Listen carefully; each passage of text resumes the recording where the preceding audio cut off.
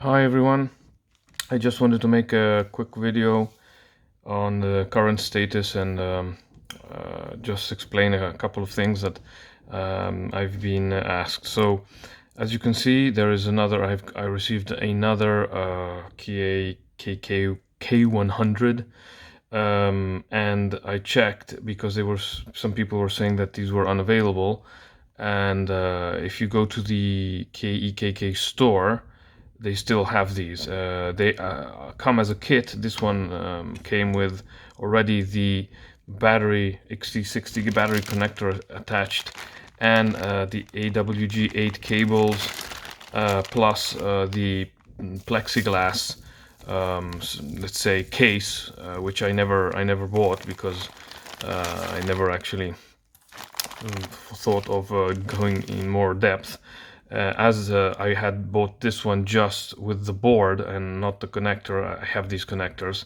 so it was delivered without any cables and anything. It was enough for me. So this one arrived, and it has already the let's say the decoupling mod from this capacitor, as mentioned. And the only difference I can see is that the board here, it is exactly the same revision. It says 1.3. However, the date, if you can see, it's 24. It has a date of 24, and here it has the same revision with a date 22/12. I don't know if you can, yeah, you should be able to make that out. Change the lighting. So practically that's the only thing, because the board revision is always like 12VV 1.3 NO5S or something, but this is 22/12 28, and here it's 24/02, or if that's a 02, I'm sorry, I can't see well here with the camera in front of 0220, right? So that's the only difference. This is a later revision.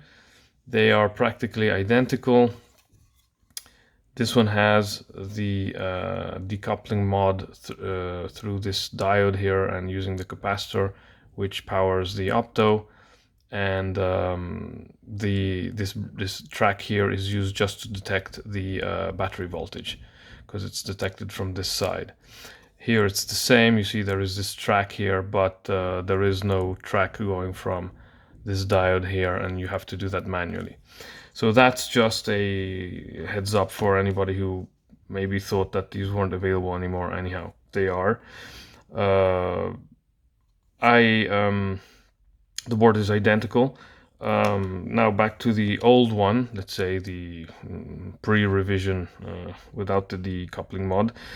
By the way, yeah, I asked the guys from KEKK from the store to send me another plastic housing here, because I forgot when I was soldering with hot air, removing the broken FETs from this one. I forgot to remove it a second time, and when I noticed, I had unfortunately melted some of the plastic, deformed it. And so I asked them, can you give me one, extra one? And they dropped me one in for free. So okay, at least I recovered that. And so remember that if you're doing any hot air work on here, I usually remove the plastic, and I put some Kapton tape on these LEDs. Otherwise, it's very easy to damage or remove them. So just keep that in mind. Not for the work over here, but mostly for reworking this area here. This has a lot of contact areas, so you need a good deal of heat, and keep the board off any conductive surface so that it will heat up to the right temperature. Use a lot of flux. And so what did I do here at this stage? As I mentioned to some of you, I decided to separate the 6 FETs and put 3 on the back. So this is what I did. I put 3 FETs here. I ordered, of course, a new batch of the same identical FETs. Hopefully, I hope they are. I tested them. They are pretty matching, but okay, we'll find that out. And as these gates are all through hole via here, so they are practically connected directly to this side of the board on this track over here that runs, which is the gate common track, and you can see the vias here. What I did is I cut this side, so the 3 on the right, I cut it here, and then soldered a thin wire. This is silicon, by the way, so it's heat resistant, to have 2 gate lines at this side. So the first, this original track feeds the first 3 gates, and this second, let's say, conductor connects the other 3 gates. But I didn't put them on this side, I put them on the opposite side. This is in the attempt to distribute more evenly the current, because it's true that this side doesn't have any bars. I will reflow this better and put more tin. I will tin here and probably put some copper braid. But as these are bars are only on this side, it's, let's say, more logical to consider the current flowing mostly on this side of the this side of the PCB. But as some of you pointed out, which is correct, and I discussed this on other initial videos, the fact that they are using round brass conductors, let's say tubes or whatever, or bars, when you solder it, they are soldering only a minute part of the contact, because it's circular, it's it's a cylinder, and only a little part is in contact with the below trace. So either I try to reflow this a little more, put some more solder underneath to have a larger contact area. This is in order also to avoid some weird ground loop effects, which can happen if there is some contact here, not here, and then again here. That is not good in general, and it also could create interferences, because these bars, well, they're parallel, so the current is flowing through here. Of course, it's supposedly flowing through also the switches, which are these FETs on this side and on this side. So I don't know, it's just to try to see if I get any weird or better behaviors when I will do some tests and I get my other driver board. So at the moment, this board is, let's say, modified this way. To be honest, I don't really believe that separating the gates will mitigate more the let's say effects here, because the problem is that the MCP driver is very fast. Basically, that's the basic problem.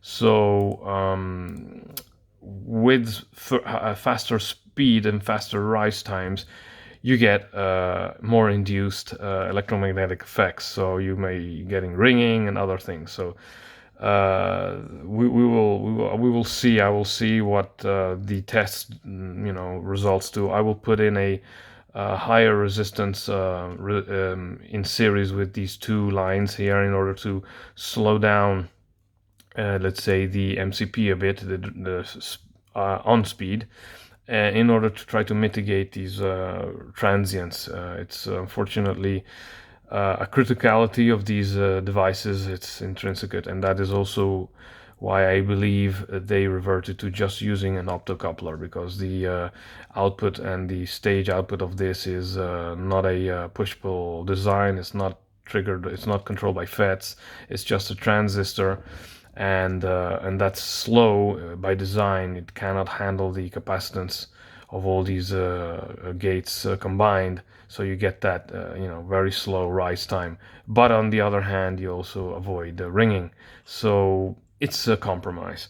And my original driver board didn't have the shielding on the back, and so what I did is initially I put some metal, let's say, plates on the back, and I soldered the ground only to the ground and here, and with a 30 ohm, I think, something like that, or don't remember, maybe it's a 18 ohm resistor here on the output, but this was with a single stage, let's say, before separating them. So I'm going to wait for the new PCBs, which are totally shielded on the back, and there is some mask on the front too, in order to try to, let's say, shield the input. And I moved also the trigger to the top here because it's much closer to where I should pick up the input signal, and so that would be handier. And the output is over here, so they're both close to the tracks, the traces. I won't be able to, there's no need to have long conductors. The only thing needed is the power and the minus, which is taken from here too, and it was very close. I will see how that goes. And though I already know that, you know, from a design point of view, for such a power pulse, there will be some issues, and I already believe that these FETs won't last long. But who knows, you know, it's just experimenting and also distributing on two surfaces. Why not? It could be, maybe yield to some unexpected better results. We'll see. So that was just my fast communication, and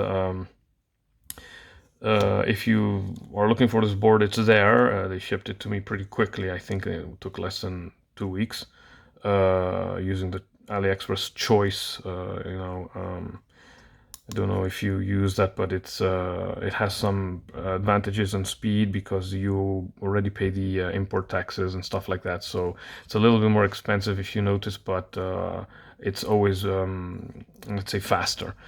For some things it doesn't, you know, there is no option, so you need to use the regular one, and you need to wait maybe even a month and a half or stuff like that. Okay, so I guess that was it, and if there are further updates when I will receive the new board and solder on the components and try that on this revision, which is practically identical to this one, except this one has that decoupling. So this one doesn't really need any additional mod because it's decoupled and basically works as is, apart from possibly reducing the resistance of the pull down to turn the FETs off quicker. So that's an easy mod. I already explained that. Another tip I would give is to put the positive lead connected on the back side on this end, like this. So you would have it coming out flat this way, instead of, let's say, dumping the current load across this bus bar here. And this would also avoid some possible inductance between these two currents, let's say, lines. So just connect, especially with the connector here, you avoid loading the PCB here. Just connect it here. You will get a better response. Of course, the current will be a higher peak because you're removing this little resistance here, but it shouldn't be that much of a difference. So you should be able to, you know, be more on the safe side. If you can connect it on this side here because there is a bus bar in the middle and it disturbs you, but you can connect it on the back, and as they are all through-holed, you shouldn't have any problem. Plus the same screw will be connecting the top and the bottom pretty, you know, with a good connection. So you can just put the positive side here and keep it like skewed like this, and use this side as a positive, and the negative you put on this side here as the contact leads.